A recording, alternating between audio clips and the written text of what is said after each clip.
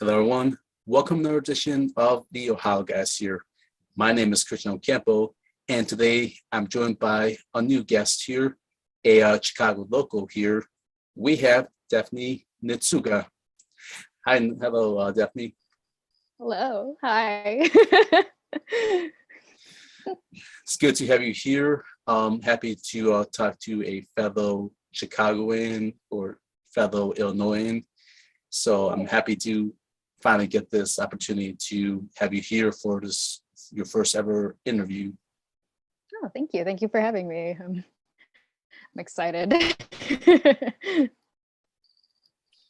Yeah, same here too. We've How guys and myself, this channel, we've been I've been following your indie work for quite some time.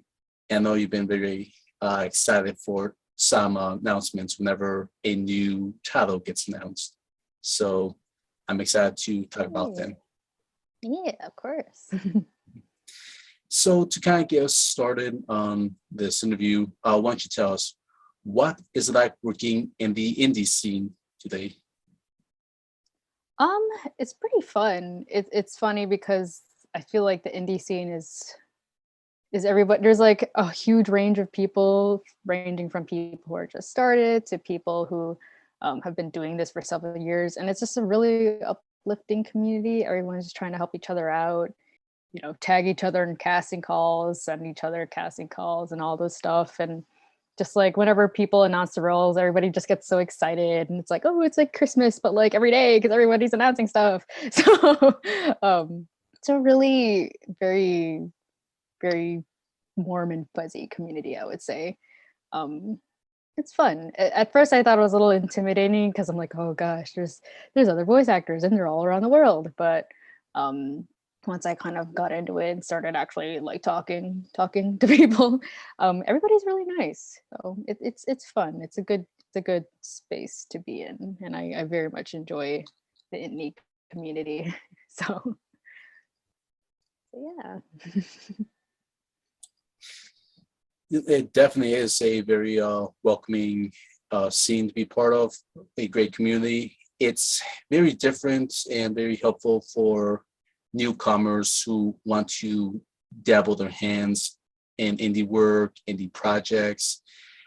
It's been amazing to see how much it has grown over the years, how many more indie voice actors have stepped forward and contributed to this ever-growing community. So it's great to have you as well and many others getting to try out these titles and just learn from this experience and grow from the experiences you have. So it's amazing how many prizes we're getting nowadays because of the indie scene. Oh, for sure. Yeah. There's like, I feel like new people are popping up all the time and they're like, hey, I'm a new voice actor. It's crazy. Love it. Yeah, definitely. Tons of new people coming out, and it's great to see and support them, just trying to grow themselves, grow the names, and hopefully they can become more in the professional level once they gain the experience, once they start growing the resume and start growing themselves as actors. So definitely a great time to be part of this in the community. For sure, yeah.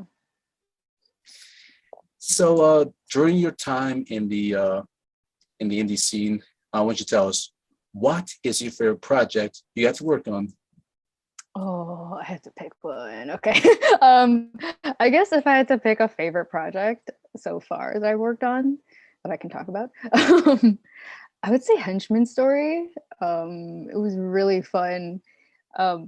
When I worked on it, I got to get live direction with Caitlin Elizabeth and Howard Wang, and that was crazy. First of all, I didn't even know that was gonna happen. Like when I auditioned for it, I had no idea what was going on. Really, I was just kind of like, oh yeah, this looks really cool. It's really fun. I like this character. I like the premise of this game.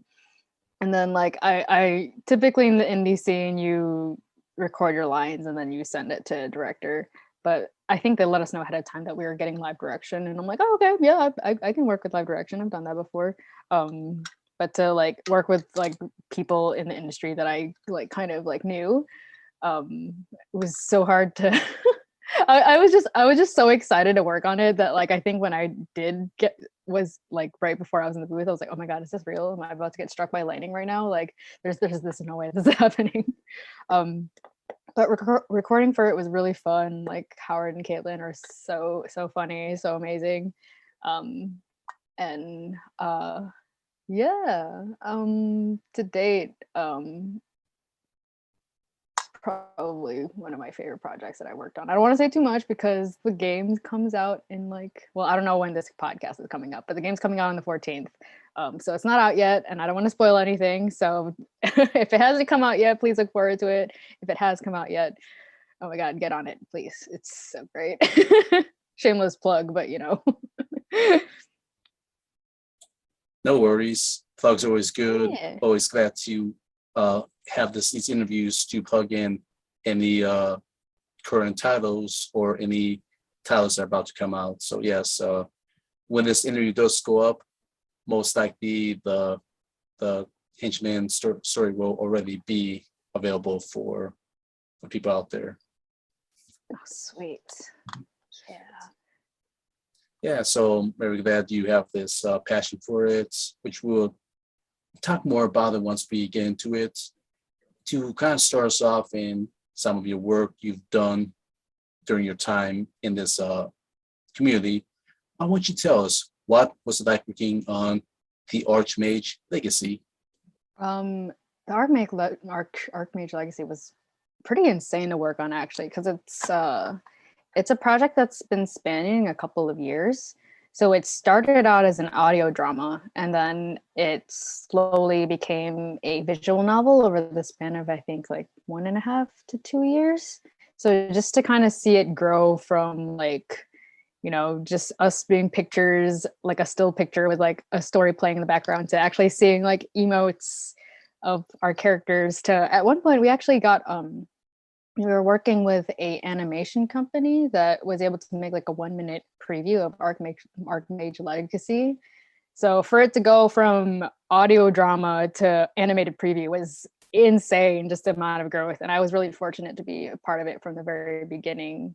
And it was really fun to work on. Min, the character I play, is I think to date she's the character that's the most exactly like me as a person. So whenever I fall in a character, it's so easy because I'm like, oh, it's Min. She's just me with a hook for a hand instead of, you know, fingers.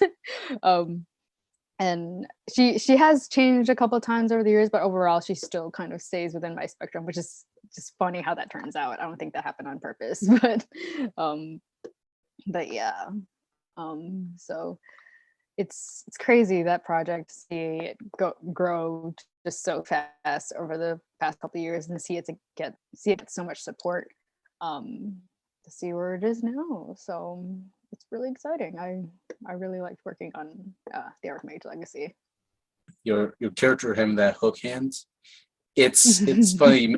It's funny you mention that because it's still not as common seeing female characters get hook hands. That's most reserved for male characters, whether it be a classic character like Captain Hook, or maybe like a space pirates show where they carry on that, I guess, that stereotypical captain character that is the hook for a hand. So I guess it's a cool little spin when it's a female that has a hooked hand. So I think it's always interesting when female characters have something a little different to them, like somewhere in their like a physical part of their body. So yeah, so I just went out there because there's always something interesting about the hook that just makes the character just be more drawn out, that catches the person's attention, where you look at the hook and then you look at the character. So just always interesting little thing. Story writers or people that make these type of visuals can just utilized perfectly. That's true, yeah. And then like Mintu, she's like this tiny little girl. She's not tiny, but she's like you look at her first appearance, she's like this like cute little like frail, like, just like kind of pretty like girl just walking around. Then she whips out her hook hand, and it's like, oh gosh, she can hurt me. I love that contrast. That's one of my favorite things about her. Like I said, it's just great just seeing characters like utilize something that they have with them, like whether it be like a iconic weapon or just something about them that makes them more unique. For sure. Yeah. Yeah, so yeah, I'm glad we can talk about this. And I remember having this was a while back, another one who was also part of the Archmage Legacy. So it's great to talk to people who were in the same title as you are. Oh, cool. Yeah, for sure. So yeah, glad we can cover that. And to transition to back on the way station, as you plugged in on your Twitter not too long ago. Why don't you tell us what's it like working on the way station? Oh, way station is so fun. It's one of my first few roles that I actually get to speak Japanese, which is I speak like kind of conversational-ish Japanese. So to be able to finally use that in a role was really exciting. I didn't even know I had to do that when I booked the role. So it was really fun. They're like, oh yeah, this I read the script and I was like, I talked to the director Elliot and I was like, so I'm speaking Japanese here, right? And he's like, yeah, and I'm like, sweet, okay, I got you. It's really fun. It's funny because I think like because a lot of my friends aren't gamers. A lot of them are really into podcasts. So when I recommended them Waystation, it was one of the first couple things that they actually like were more inclined to get involved in. Because they're like, podcasts are so popular these days just because like you can listen to them while you're at work or while you're in your commute or when you're bored kind of thing. And I got so many comments from people being like, I know Daphne doesn't talk like that in real life, but like it's just like throwing me for a loop because Yoshida is she's very like kind of like timid and like a little frightened, but she's very stubborn, but she's a little bit more timid than I am. So for my friends to hear me go there, they're like, whoa, sometimes I get taken out of the experience because I know Daphne doesn't talk like that, but holy shirt. like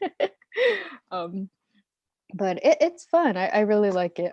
There's still one more episode out, so I don't know if that's coming out by the time this podcast comes out either, but I forgot the schedule, but it's really fun. When we actually recorded for the show, we recorded separately, like like on our own, but we all rehearsed together as much as possible, and it was really fun, kind of rehearsing with kind of an international cast because we had people from like all over Europe, like different people who speak different languages. Like I think there's a character who speaks German, another person who speaks Russian. My character speaks Japanese, like all that stuff. So it's really fun to just kind of like get to know everybody and get to like and not just be thrown in a project, be like, oh my god, hey, we're together. Oh, our voices are next to each other. So it's really cute. In our Discord, we just kind of like have inside jokes and all that stuff because of it. So it's definitely interesting getting an opportunity to speak another language. And surprisingly, as we record this interview, we kind of touched upon earlier before we started that you are Filipino American, and some people who might be new to you or new to finding you out, you're not Japanese. That's been a misconception for a lot of people, even to myself. When and I think you also kind of pointed out on your Twitter as well that you're Filipino American. So I get another way for this interview to kind of clear the the confusion that Daphne Nitsuga is not Japanese, but you are Filipina. I'm Filipino. It doesn't help that I speak more Japanese than Filipino. I don't speak any Tagalog or Bisaya. That's the language that my parents speak, or Ilocano. I don't speak any of it. But I know a lot of Japanese, which I use for my acting roles. But yeah, it gets confusing because I do speak Japanese. So, um, but yeah, no, I am 100% Filipino. Yeah. um, So it's always great to, embrace your own heritage, and as well as embrace another culture outside of your Filipino background and taking an interest in Japanese. And me being a Latino, a Mexican American, I can speak Spanish, and I'll also try to learn Japanese myself. This is another mm, interest that I have, learning different languages. So yeah, it's amazing that the way station can bring people from other countries with their own native languages and just have this collaboration. And that's always amazing, just seeing any title, any medium out there that can bring all these different cultures and countries and having them speak in their own languages. So it's amazing just seeing the way they worked out in between. for sure. Yeah. I love that too. All right. And just going back, taking a step backwards, you already mentioned this earlier as we began this interview. Why don't you tell us about the Henchman Story? Tell us about the recording process and then just storyline, which you've really been hooked on since you got to work on it. Yeah. So Henchman Story was one of those, I guess in the indie world, one of those like more rare cases where I get to record with live direction. Um, so we had to like set time aside to have like our sessions and stuff. So it's really fun getting live direction because it's like it's one thing to kind of be in your head and kind of be in your space, but when you have somebody kind of like um, pulling you along and like guiding you as you're recording, I feel like that's a lot more fun. But yeah, Henchman Story, it's funny because you think it's like it's a story with superheroes and villains, but the main character is actually a henchman. So it's kind of the reverse. So in this case, I'm playing a superhero, but the superhero, depending on who you're playing, is can be your rival in the story. So it's really fun. I'm excited for it. Um, but yeah, Henchman Story, we actually got sound direction from the people over at Sound Cadence. Shout out to Sound Cadence, y'all are great. So yeah, that was again. It's very rare for me now. Oh, I nowadays it's been more. I've been getting more stuff where I get live direction, but in the indie world, I feel like it's not as common to get live direction. And it's always fun whenever I get those opportunities because I can really like connect with the um, the directors and kind of meet and talk to people outside of emails and Discord. So um, yeah. Yeah, this one in particular, I got hooked with its animation style, with its art style. On their Twitter page, they've been posting some clips of Mhm. it, and it really reminds me of the Watchmen style, just by its coloring, its emphasis on the characters. Like, there's just something about it just rings similar to it. Like, I just don't know if it's just, again, just the coloring or the art style, but like it just gave me those vibes of Watchmen, which makes me really get hooked on whenever I see just anything like a comic that just gives me a bit of a throwback to the Watchmen.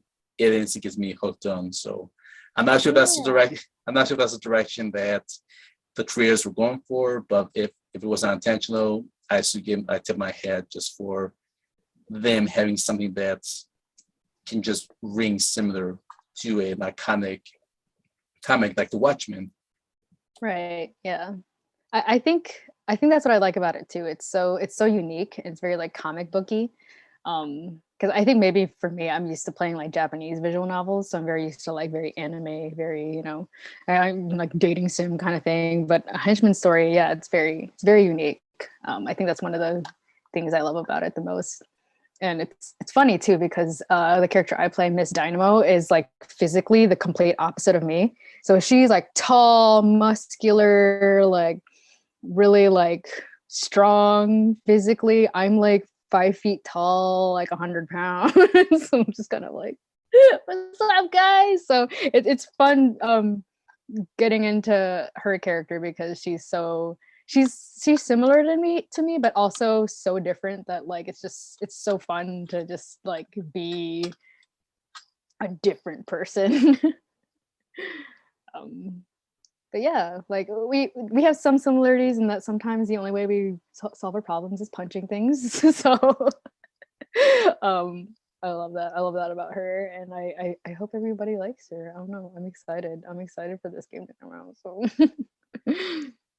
Yeah, same here. This one just really looks exciting, and I think you summed up perfectly about this title. And yeah, your character being opposite of you. I think it's always fun just getting to play these comic book characters. There's always something very sporadic, something that's I think every actor they're hoping to get to play these type of characters whenever the opportunity arrives. So yeah, Henchman Story. I'm very excited to see what it has to offer in its story and all the characters that it has. for sure, yeah. So yeah, And the trailer is so funny. Oh my god. Sorry, continue. oh yeah, can't wait for that. All right, and now to another title that you really were fond of, and this one is The Call of Fame. What was it like working on that one? um the Call of Fame was funny because it came out around the time I mastered my British accent. And I mastered my British accent because I watched Crazy Rich Asians like 8 times. I was obsessed with that movie. Um, yeah, oh my god. So I guess my British accent was just kind of a Gemma Chan impersonation, to be honest. So for Call of the Flame, it's funny because when I auditioned for it, I just kind of auditioned for fun. I was just kind of like, oh, like I can do a British accent. Like I'm like I'm pretty confident in it, but I wasn't like really trying to be like, oh my god, I need to get this role. Not that you should, because you should just have fun. But this one, I was like literally like I was just kind of like thrown away. I'm like, oh haha, and like she's like this one-off character too in this like random episode. But like I ended up booking her, and I was like, oh, well, I get more practice with my British accent now. um, so yeah, so that's how Scarlett came to be from Call of the Flame. She's very posh. I love her. Um, but yeah, I love telling that story because it's just how I just did it for fun one day, and then it ended up becoming a thing, and I ended up being able to put that skill in my resume. So yeah. With British accents, that's also another thing I've heard many actors talk about. They like to use different accents, especially British accents, when they play characters that again are posh, very regal, very aristocratic. It just draws more of a element to add to the characters that they're playing. So definitely, I'm glad that your character Scarlett can be something very fun for you to play, and then just being this title that gave you the opportunity. So, I'm Yeah, for glad. sure. Yeah, I'm glad you got to learn or kind of establish your acting chops to utilize the British accent for a character like this. For sure. Yeah. It's really fun. And yes, you mentioning Crazy Rich Asians, another funny movie that you may not work in it, but something just fun for anyone to sit down and watch and just see these characters just go crazy with their money. I know, I love that. And it's so funny too, because people don't like in Asia, there are people that are like stupid rich. And it's like that's kind of what their lifestyle is. And it's just it's really funny. I love that movie so much. Oh, Yeah, definitely. It has to be a little fun topic if we ever did like a podcast. Just a movie like this, it's just so much to many layers to peel back and just explore and just talk about like 4 minutes, 5 minutes. oh yeah, for sure. All right. Another title you guys work on. Why don't you tell us what was like working on Muriel Saga? That's if I pronounce it correctly. Muriel Saga, yes. Oh, it was really fun. It's another one of those projects that like kind of stemmed over, I think, two years. So I got to play Naga as the story as the game developed. So basically spent 2 years playing her, and I think there's still I think the game just finished, like just completed. So it was really bittersweet because it was just kind of like, oh wow, like I've been doing Naga's voice for like 2 years, and now the game is finally done. Like I got to see it go from like trailers to like watching the game go on Steam, um and then finally reach completion, and it was just like, oh wow, yeah. It was really fun because around the time I booked Naga, I was still kind of like getting my feet wet in the indie voiceover scene. And I love doing video games because I like doing the fart noises, like that stuff. So I got it was just like, oh yes, finally, this, like, I think it made me realize how much I love doing games. So um I love her a lot. Yeah, I'm happy that you enjoy doing video games whenever you can. Mhm. And again, every actor I've interviewed say the same thing. It's always fun to be in video games and again to make those sound effects with those action punches, action kicks, just anything like with physical combat. It's always a fun plus just to enjoy recording when they're behind the mic. So yeah, I'm glad Saga gave you this opportunity as well. Yeah. Yeah.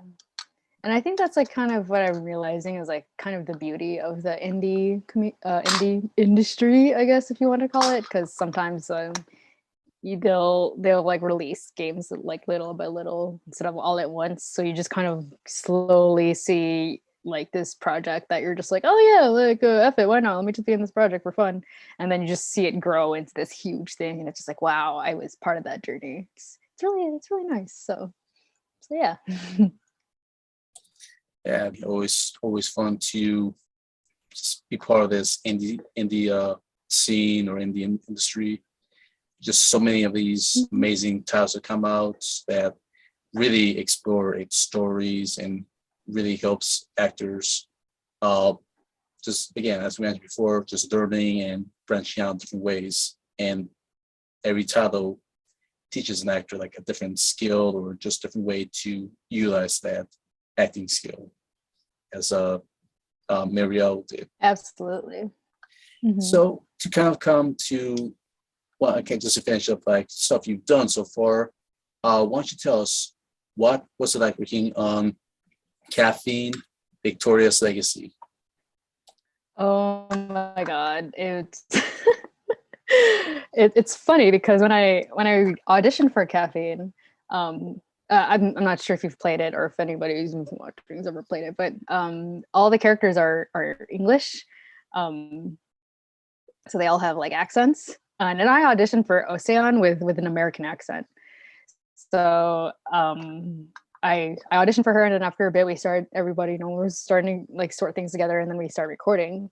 And then like when we did start recording, they were like, "Oh, I think Ocean sounds a little too American. Her R is a little harsh. She sounds a little harsh." And I'm like, oh, did you want her to sound more posh? And they're like, yeah, we like her to sound more posh. She doesn't have to have an accent, but like just a little bit more, a little bit more sophisticated.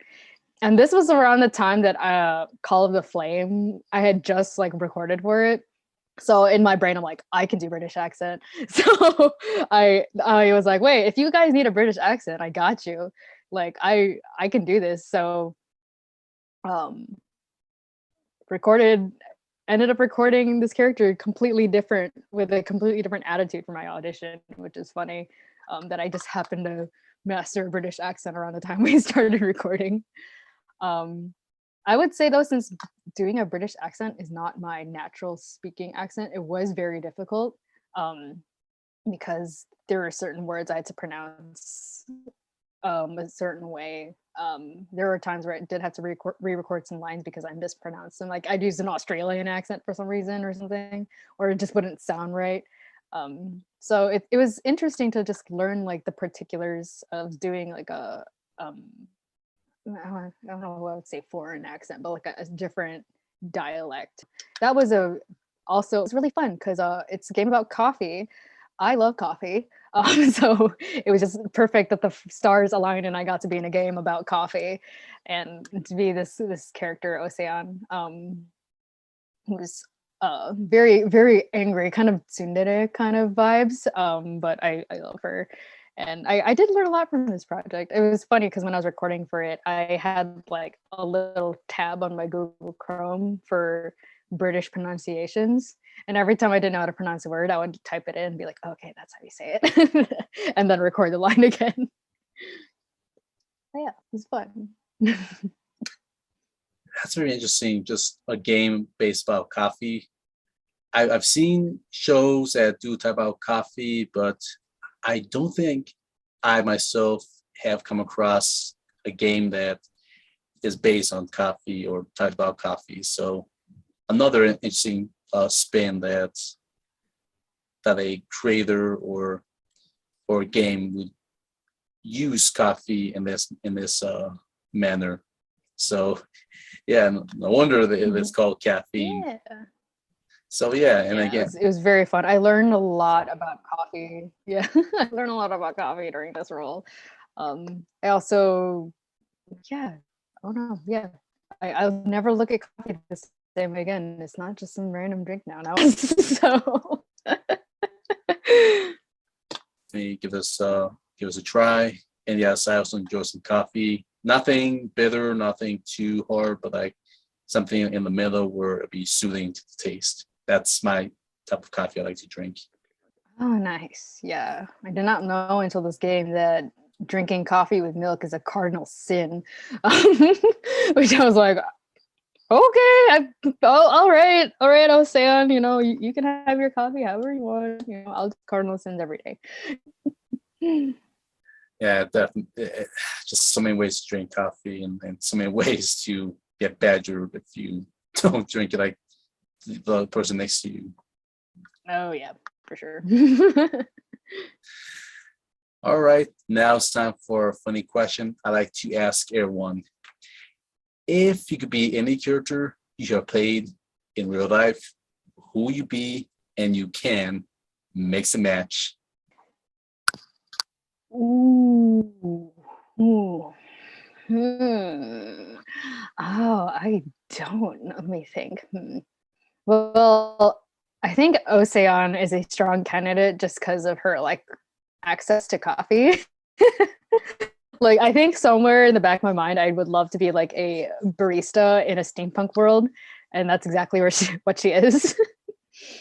I think if I had to pick anything, it would be Ocean because she's just access to coffee.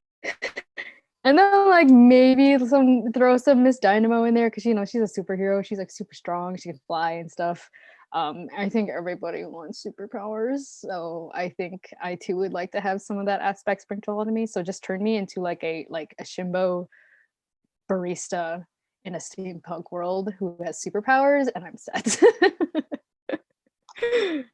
Yeah, no, that's one unique combination right there. And yes, everyone would like to have superpowers. And also the fun thing to just get coffee as a side thing. Oh my gosh, yes. Oh my god, yeah. A superhero by a barista by day and a superhero by night. Perfect. Amazing.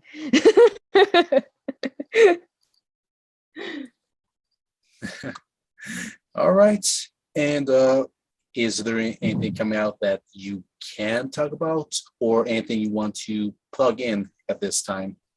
Oh, let's see. I might have mentioned them already, but Henchman Story should be out probably by the time this interview is out.